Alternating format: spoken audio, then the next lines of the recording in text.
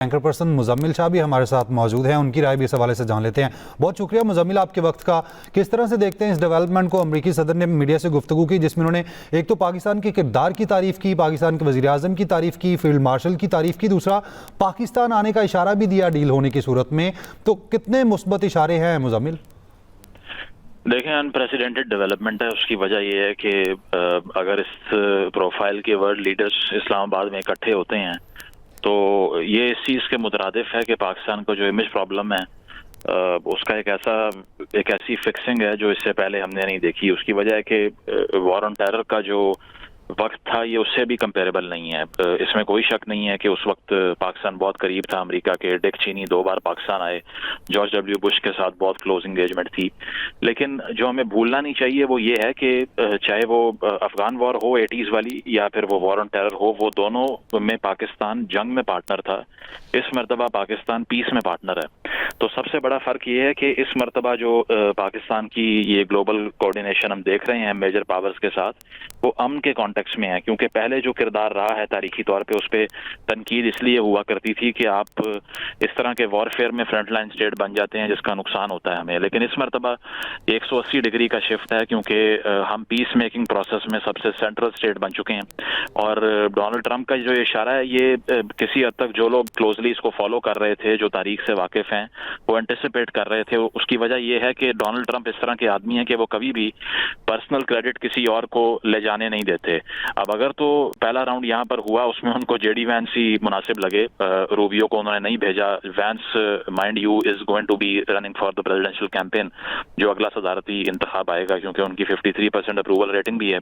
تو اگر تو کوئی ڈیل لاک ہونے کا کے تناظر میں کوئی بھی ایسا پروسیس ایمرج کرتا ہے تو ٹرمپ ہمیشہ یہ چاہیں گے کہ وہ بذات خود اس کا کریڈٹ لیں، اس کو چیمپئن کریں اور بعد میں جا کے اپنی آڈینسز کو یہ بتائیں کہ یہ پرسنلی میرے کریڈٹ کے اوپر ہے اور میں نے اپنے ہاتھ سے اس کو سائن کیا ہے۔ سو دیٹس وائی انہوں نے اس کا اندیا بھی دیا ہے۔ اور جس طرح کے سیکورٹی ارینجمنٹس اسلام آباد میں دکھائی دے رہے ہیں جو آج ہم نے دیکھا ہے، جس میں 10 دن کا ٹائم فریم دیا جا رہا ہے سیکورٹی کلیئرنسز کے لیے، تو 10 دن کا پروٹوکول تو جے ڈی وینس کی آمد پر بھی نہیں تھا۔ اس کا مطلب یہی ہے نا کہ ان سے ہائر پروفائل کا کہ کسی آفس کی پرسنالٹی جو ہے وہ پاکستان آ رہی ہے اور وہ ڈونلڈ ٹرمپ ہی ہیں، اس کے علاوہ تو امریکہ میں کوئی نہیں ہے۔ تو میں تو یہ سمجھتا ہوں کہ صرف ڈونلڈ ٹرمپ نہیں بلکہ اس کے علاوہ جو پاکستان کے کلوز پارٹنرز ہیں اس وقت، بیکاز ایک چیز ہمیں یاد رکھنی چاہیے کہ پاکستان جب جا کر ایران میں نیگوشیٹ کرتا ہے، وہاں پر میسیجنگ کرتا ہے، تو وہ صرف اپنے پارٹ پر نہیں کر رہا بلکہ اس کے پیچھے ایجپٹ کی اور ترکیے کی اور سعودی عربیہ کی کنسنٹ موجود ہے۔ تو یہ بھی پریڈکٹ کرنا مشکل نہیں ہے کہ ان تمام کنٹریز کے ہیڈز آف دا اسٹیٹس کے آنے کا امکان بھی موجود ہو سکتا ہے اگر ڈونلڈ ٹرمپ آ رہے ہیں، بیکاز وہ اس کو شیپ کرنا چاہیں گے اسلام آباد اکارڈز کے نام پر، اور وہ چاہیں گے کہ گلوبل لیول کی ایک گیدرنگ ہو یہاں پر۔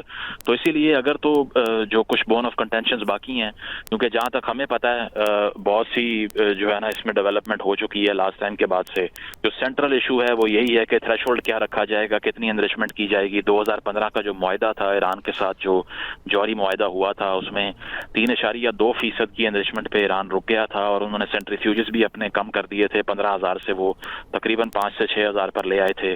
فورڈو کی کیپیسٹی انہوں نے بند کر دی تھی، تو بہت سی شرائط انہوں نے مان لی تھیں۔